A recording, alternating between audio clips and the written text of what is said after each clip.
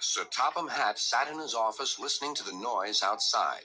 The passengers were angry. The station master came in. "There's trouble in the shed, sir. Henry is sulking. There's no train, and the passengers are saying this is a bad railway." "Indeed," said Sir Topham Hatt, "we cannot allow that." He found Gordon, James, and Henry looking very cross. "Come along, Henry. It's time your train was ready."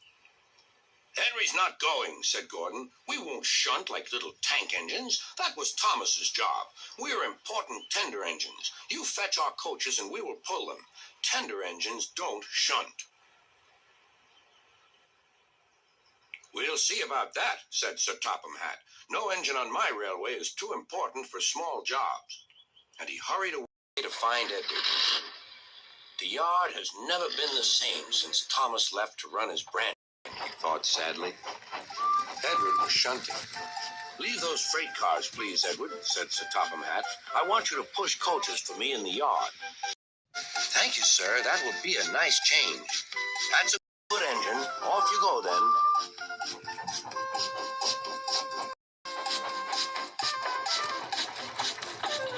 So Edward found coaches for the three engines, and that day the trains ran as usual.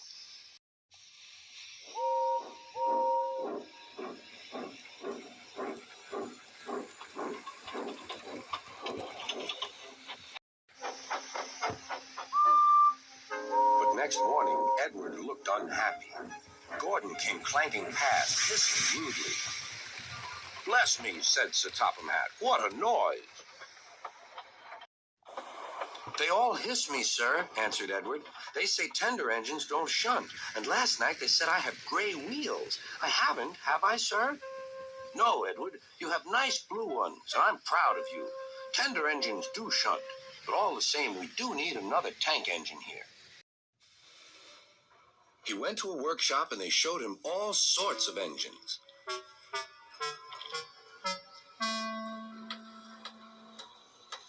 At last he saw a smart little green engine with 4 wheels. "That's the one," he thought. "If I choose you, will you work hard?"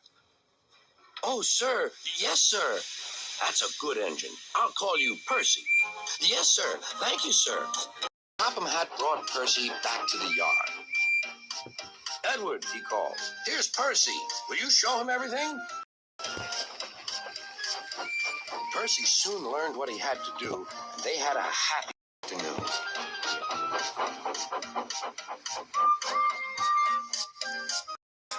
Then Henry came by, hissing as usual. "Whee!" went Percy. Henry jumped and ran back to the shed. "How beautifully you wheeshed him," laughed Edward. "I can't wheesh like that."